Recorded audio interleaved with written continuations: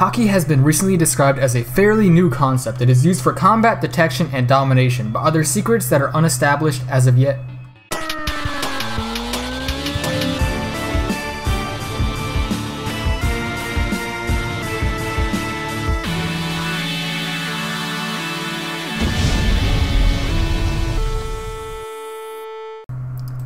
Now, we all know that Haki has not yet been fully revealed. There are still many secrets as to why Armament and Conquerors combined when clashing creates giant sparks, the ability to hear the voice of all things, and why Armament is colored and designed differently, and many more of course.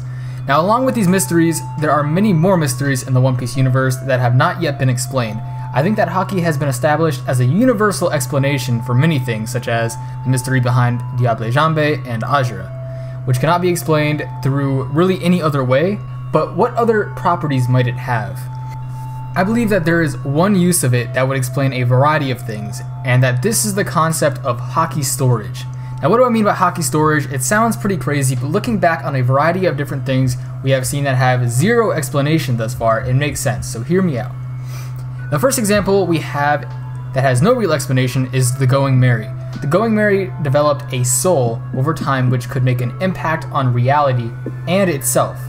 It was able to physically repair itself overnight, and it was able to sail over Enies Lobby to save the whole crew. There's even more evidence in the fact that Franky specifically stated that this was the incarnation of the spirit called Klabatermon. He says it is created when a crew cares a lot for their ship, and it takes a somewhat physical form. Now, what if this is Haki? This may seem like wild speculation, but look back on what Rayleigh said about Haki. He said it was a mysterious energy that exists in all living things. Each color is described as having a spiritual impact on reality. Armament is invisible spirit armor, Observation detects other spirits, and Conqueror's Haki dominates spirits. The Going Merry seemed to develop this spirit around the same time the Straw Hats were beginning to develop Haki-like abilities. I'm not saying that they all unlocked Haki or anything like that, but there are certain examples that all the way back in Alabasta point toward them awakening Haki.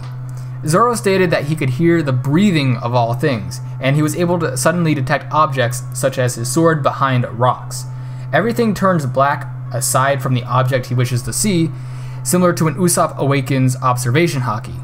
And then he is suddenly able to cut through thick steel, which is normally impossible for regular blades no matter how strong you are. Similar to when Kobe awakened Haki and described it as hearing voices, Haki is awakened due to traumatic situations. So in this situation, Zoro was most likely awakening Haki due to the trauma of being nearly killed by Mr. One. If a wimp like Kobe pre-time skip could awaken it due to simply being punched, I imagine Zoro would in this situation as well. Let us also note that the first time Luffy used Conqueror's Haki was before Shibundi Archipelago, and he used this against Modobaro. Now, this was not a traumatic situation to unlock it, so this means that Luffy had unlocked it before in a traumatic situation, meaning that he could have had it for a fairly long period of time. My point is that Oda doesn't always point out when Haki is being used. A lot of the time, he leaves small hints to let us figure it out for ourselves, just like in this case. I'm not trying to sidetrack, but my main point is that some of the Straw Hats have had Haki for a while, so over time, this powerful Haki and spiritual energy that was developing within them may have had an impact on the Going Merry developing its spirit. Rayleigh said that Haki can grow along with your will and ambitions, which is why Haki translates to ambition.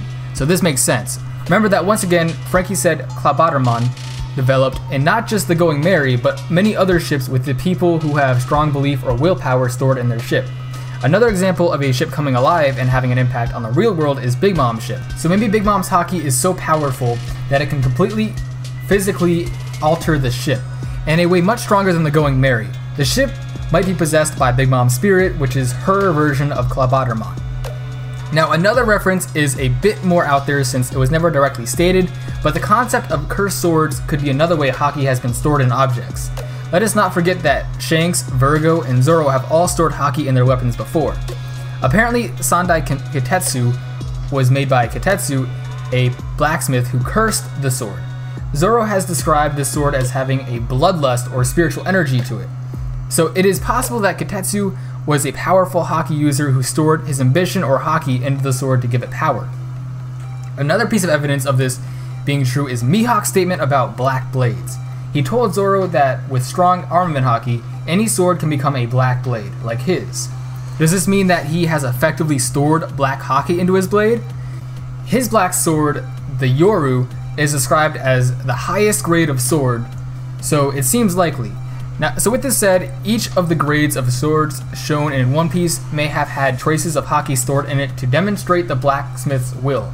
One final example might be devil fruits. Shanks at the beginning of the story said that devil fruits were the incarnation of the sea devil stored in fruits. This implies that spiritual entities live inside the fruits. This is further reinforced when CP9 states that the soul from the fruit lives inside your stomach, and more recently by Smiley's devil fruit spirit reincarnating into a nearby fruit. So where did all these spirits of the sea devils come from? I will explain this in a video soon in much more detail. But overall, I hope you enjoyed these ideas, and there will likely be a live stream tonight, so look forward to that, and I'll see you all later.